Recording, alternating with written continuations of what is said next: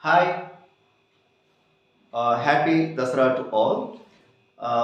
Today I am going to give lecture on benzene, its stability and its a characteristic feature of the chemical properties, that is electrophilic aromatic substitution. And though the benzene is having double bonds, why the benzene is undergoing the substitution reactions rather than the addition reactions. So we are going to see all that. So if you look at the structure, benzene is a six-membered aromatic homocyclic compound, which seems like having three double bonds and three single bonds. But in fact, all the bonds are equivalent. They are shorter than the single bond and lengthier than the double bond. This is because of the aromaticity.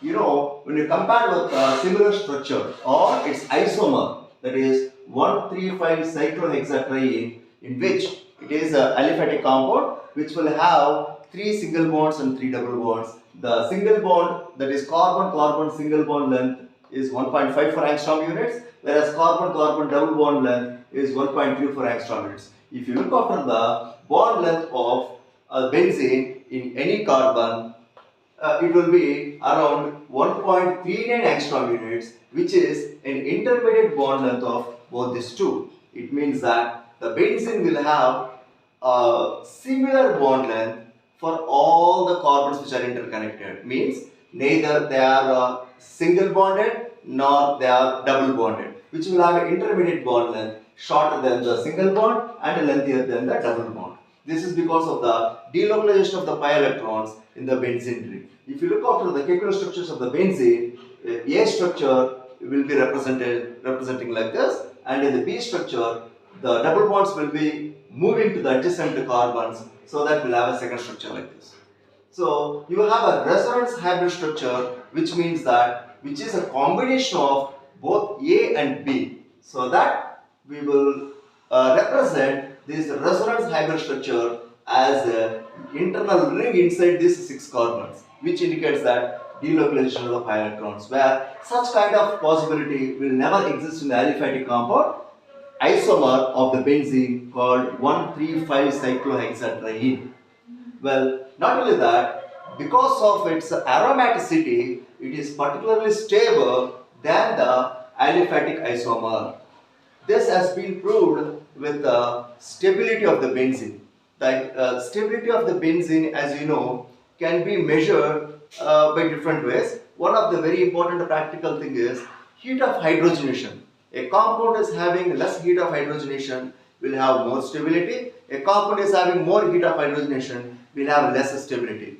So, when you compare heat of hydrogenation of the benzene with its aliphatic isomer, it is having a less energy, which means that it is more stable than that. So, whenever the chemicals generally react with each other to attain the maximum stability. As we all know, chemicals tend to change from one form to another form to attain the maximum stability if there is a possibility.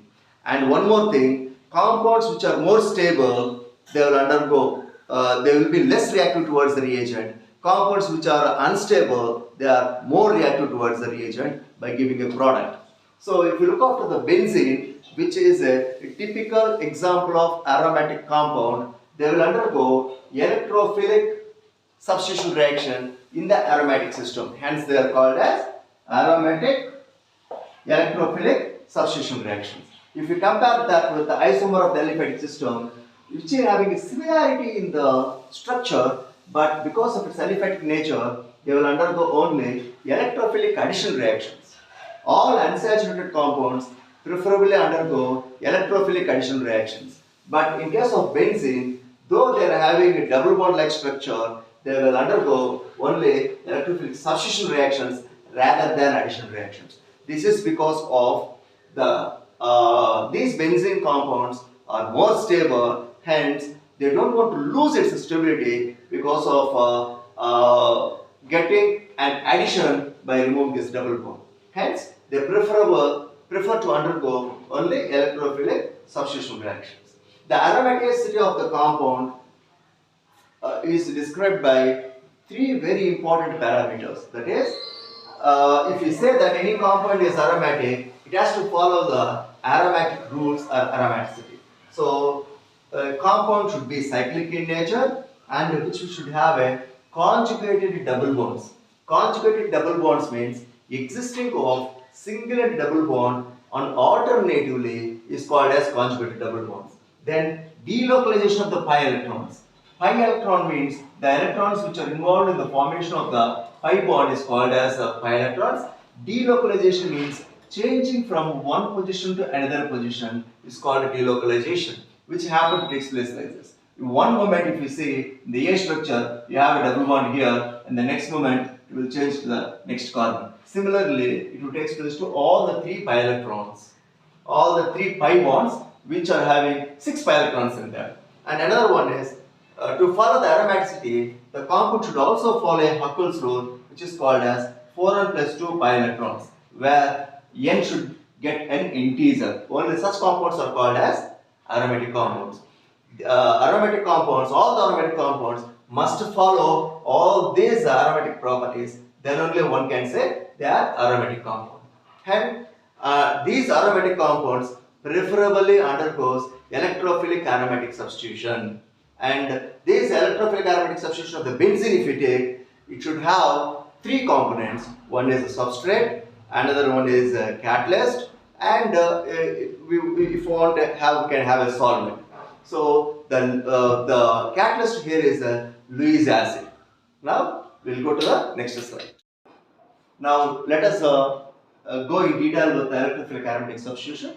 The best example to explain this electrophilic aromatic substitution is benzene. When benzene is treated with a suitable reagent, it reacts with electrophile, where the electrophile is getting substituted in place of one of the hydrogen of the benzene, so that you will get the substituted compound. So this is the reaction, and if you look after the mechanism, this involves three steps. That is, first step is the generation of the cation or electrophile, formation of electrophile from the reagent.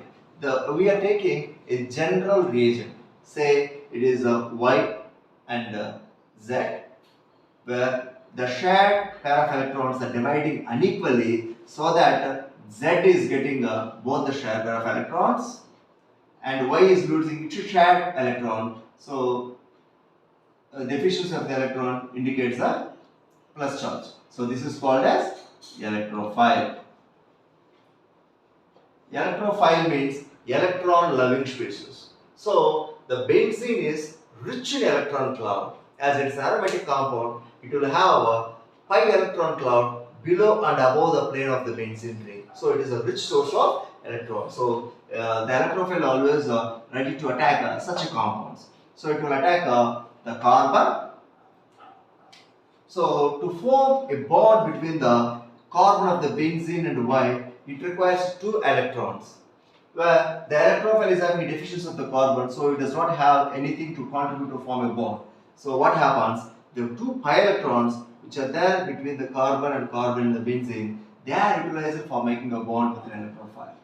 Okay. So as this carbon is losing its pair of electron in the pi bond, so this is having a deficiency of the electron, hence it is designated as a positive charge, which is called as carbocation. So formation of carbocation is nothing but the second step of the reaction.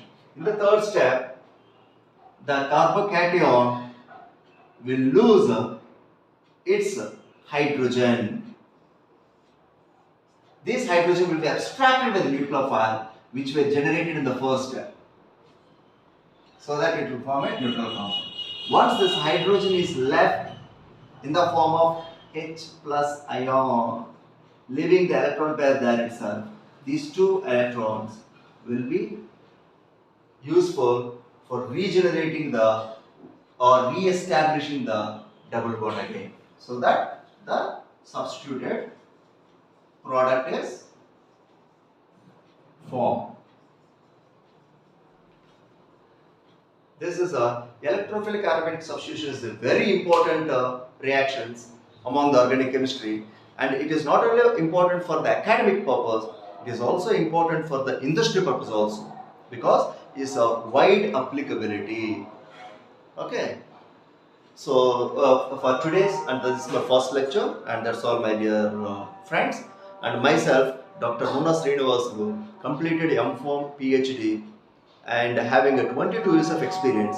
We have a lot of publications, and I have also contributed 2 chapters to books.